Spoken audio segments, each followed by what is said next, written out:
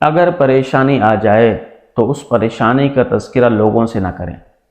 اگر آپ لوگوں سے اپنی پریشانی کا تذکرہ کریں گے تو وہ پریشانی اور بڑھ جائے گی، لیکن اگر اس پریشانی پر آپ خاموش رہیں گے تو وہ پریشانی کچھ کم ہو جائے گی۔ لیکن اگر اس پریشانی پر آپ صبر کریں گے تو اس صبر کا فائدہ یہ ہوگا کہ اللہ کی رضا بھی آپ کو حاصل ہوگی اور اللہ پاک آپ کو ثواب بھی بہت عطا فرمائے گا۔ بنی اسرائیل کا ایک شخص تھا کہ جو بہت ہی گناہ گار تھا، نہ اس نے کبھی زندگی میں نماز پڑھی، نہ کبھی روزہ رکھا، نہ اس کو کسی نے کبھی سنا کہ وہ زبان سے اللہ اللہ کہہ رہا ہو۔ لیکن جب وہ مرا تو اس کی روح بہت ہی آسانی سے نکلی، اتنی آسانی سے نکلی کہ جیسے گندے ہوئے آٹے کے اندر سے اب بال کو نکالتے ہیں، اتنی آسانی سے اس کی روح نکلی۔ اور پھر اس کے کفن میں سے خوشبو بھی آ رہی تھی کستوری کی۔ اس کی قبر کو کھودا گیا تو اس کی قبر کے اندر سے بھی خوشبو آ رہی تھی۔ تو لوگ کہنے لگے کیا ماجرا ہے، اس نے تو کبھی نماز نہیں پڑھی، ہم نے کبھی اس کو اللہ اللہ کہتے ہوئے نہیں سنا، لیکن اتنی آسانی سے اس کی موت ہوئی، اتنی آسانی سے اس کی روح نکلی، اس کے کفن کے اندر سے خوشبو آ رہی ہے، جنت کے اندر سے بھی خوشبو آ رہی ہے، تو یہ کیا ہوا؟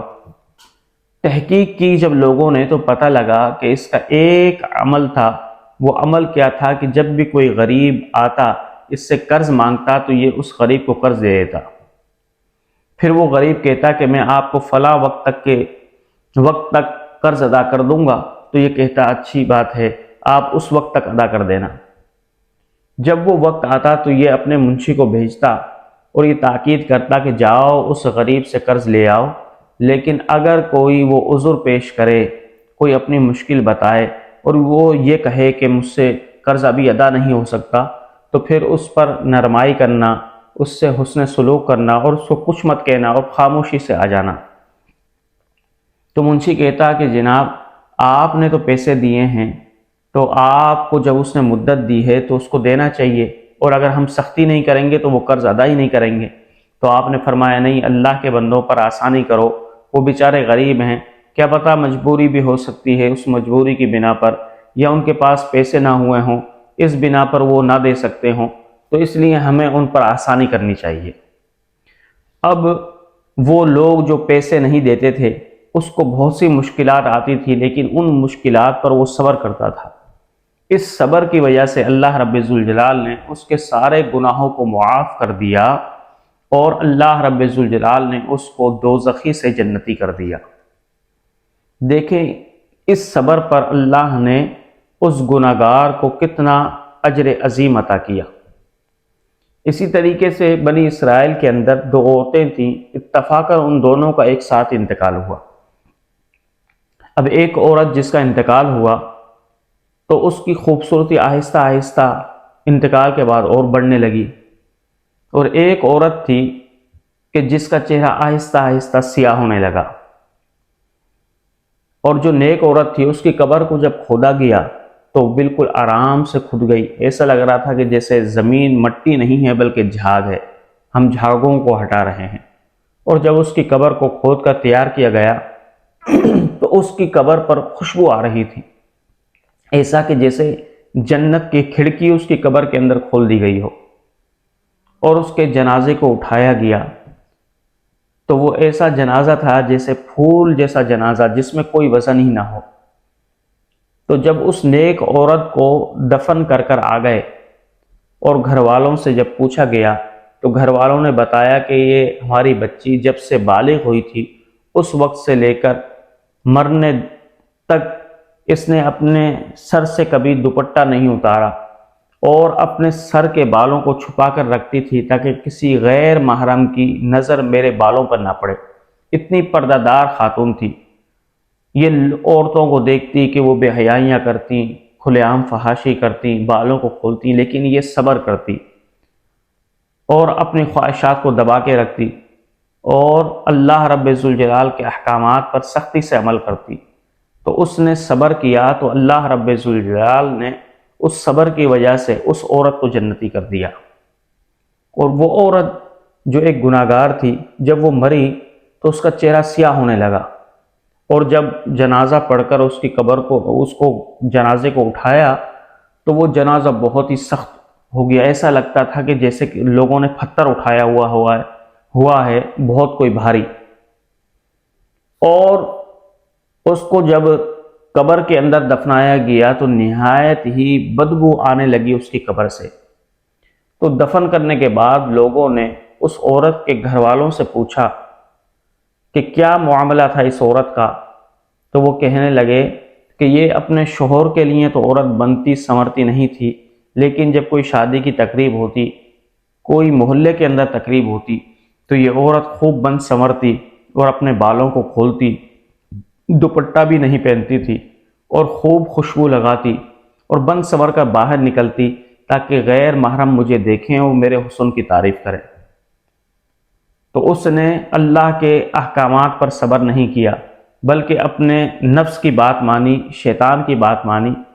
تو جب اس نے اللہ کے احکامات کی خلاف ورزی کی اور اللہ کے احکامات پر صبر نہیں کیا، تو اللہ رب ذوالجلال نے اس عورت کو دوزخی کر دیا۔ تو میرے بھائیوں،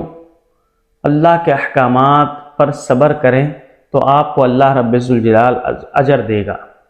اللہ کے احکامات پر آپ عمل کریں گے تو کامیاب ہو جائیں گے۔ اللہ کے احکامات پر اگر آپ کو کوئی پریشانی آئے اور اس پر صبر کریں تو اللہ رب ذوالجلال آپ کے ثواب کو بڑھا دے گا، آپ کے درجات کو بڑھا دے گا۔ اس لیے کہ جو شخص بھی اللہ کے احکامات پر عمل کرتا ہے اور اس عمل کی وجہ سے اس کو کچھ مشکلات آتی ہیں، ان مشکلات پر وہ صبر کرتا ہے تو اللہ رب ذوالجلال ایسے شخص سے راضی ہو جاتا ہے۔ صحابہ کرام کی زندگیوں کو آپ دیکھیں کہ باغ پک چکے ہیں، پھل تیار ہیں، گھر کے اندر کوئی اولاد آنے والی ہے، لیکن جب حضور علیہ الصلوۃ والسلام کسی حکم پر عمل کرنے کے لیے کہتے چلو جہاد پر، تو وہ اپنے نفس کو مار کر پھلدار درختوں کو چھوڑ جاتے، اپنے گھر والوں کو چھوڑ جاتے، جتنا مال و زر ہوتا سب کچھ چھوڑ جاتے اور اللہ کے احکام پر عمل کرتے، اور اس احکام کی وجہ سے جو مصائب آتے ان پر صبر کرتے۔ تو دیکھیں اللہ رب ذوالجلال نے پھر ان اصحاب کا مرتبہ کتنا بلند کیا کہ اللہ نے قرآن کے اندر کہا رضی اللہ عنہم، کہ میں ان سے راضی ہو گیا۔ تو اللہ کے احکامات پر جو شخص صبر کرتا ہے اللہ رب ذوالجلال اس کو بہترین بدل عطا فرماتا ہے۔ ایک حدیث کے اندر آتا ہے کہ حضور صلی اللہ علیہ وسلم نے فرمایا، اگر کوئی شخص سخت سرد راتوں کے اندر ٹھنڈے پانی سے وضو کرے اور اس کے پاس گرم پانی نہ ہو تو وہ ٹھنڈے پانی سے وضو کرے، اس ٹھنڈ کی وجہ سے وہ صبر کرے اپنے نفس پر، تو پھر اللہ رب ذوالجلال اس صبر کی وجہ سے اس کو جنت میں داخل فرما لیتا ہے۔ تو ہمیشہ اللہ رب ذوالجلال کے احکامات پر صبر کریں اور اللہ کے احکامات پر عمل کرتے رہیں تو آپ کامیاب ہو جائیں گے۔ حضرت ابوبکر صدیق رضی اللہ تعالیٰ عنہ کی آپ زندگی کو دیکھیں کہ اللہ رب ذوالجلال کے احکامات پر کتنی سختی سے عمل کیا کرتے تھے، حتیٰ کہ لوگوں کی پریشانیوں کی وجہ سے لوگ جو تنگ کرتے تھے ان پر آپ صبر کرتے، اور صبر کرنے کے بعد ان سے حسن سلوک کرتے تو اللہ رب ذوالجلال نے ان کے درجات کو کیسا بلند کر دیا۔ حضرت عائشہ صدیقہ رضی اللہ تعالیٰ عنہ پر تہمت لگی، تو آپ کے تہمت لگانے والوں میں حضرت عائشہ کی خالہ زاد بھائی حضرت مصطح بھی شریک تھے، اور یہ مصطح وہ تھے، تاریخ بتاتی ہے کہ بہت ہی غریب شخص تھا۔ حضرت ابوبکر صدیق اس کی مدد کیا کرتا تھا کہ چلو غریب ہے، رشتہ دار ہے، اس سے کچھ تعاون کروں، لیکن جب حضرت عائشہ صدیقہ رضی اللہ تعالیٰ عنہ پر تہمت لگی اور وہ بھی شریک تھا تو حضرت ابوبکر صدیق کو پتہ لگا، تو حضرت ابوبکر صدیق کہنے لگا دیکھو میں تو اس کے ساتھ بھلائیاں کرتا تھا اور یہ میرے ہی گھر والوں کے خلاف برائیاں کرتا ہے، تو آپ نے کہا کہ میں اب اس کا تعاون بند کر دیتا ہوں۔ تو اللہ رب ذوالجلال نے قرآن کی آیت اتاری اور کہا کہ اے محبوب صلی اللہ علیہ وسلم اپنے غلام کو کہو کہ جو بھی کوئی نیکی کرو تو فقط اللہ کی رضا کے لیے کیا کرو۔ تو حضرت ابوبکر صدیق نے جب یہ سنا تو حضرت ابوبکر صدیق کہنے لگے یا رسول اللہ، اب میں اس پر پہلے کی طرح جیسے نوازشات کرتا تھا، جو انعامات کرتا تھا، جو تعاون کرتا تھا، یا رسول اللہ میں اب اسی طریقے سے دوبارہ اس کے ساتھ تعاون کروں گا، ہاں اس نے جو دل آزار باتیں کی ہیں میں اس پر صبر کروں گا۔ تو جب حضرت ابوبکر صدیق نے یہ بات کہی تو اللہ رب ذوالجلال نے حضرت ابوبکر صدیق رضی اللہ تعالیٰ عنہ کی تعریف کی۔ تو صبر جو شخص بھی کرتا ہے وہ کامیاب ہو جاتا ہے۔ آپ ہمارے نبی کی سیرت ہی کو دیکھیں، نبی صلی اللہ علیہ وسلم نے آغاز جب ہوا تھا نبوت کا اور بعثت کا اعلان کیا تھا، کفار مکہ نے حضور علیہ السلام پر کیا ظلم و ستم نہ کیا، علاقے والوں نے کیا ظلم و ستم نہ کیا، لیکن حضور علیہ السلام نے صبر کیا تو اللہ رب ذوالجلال نے ان کے درجات کو اور ان کی عظمت کو اور بڑھا دیا۔ تو تاریخ ہمیں یہ بتاتی ہے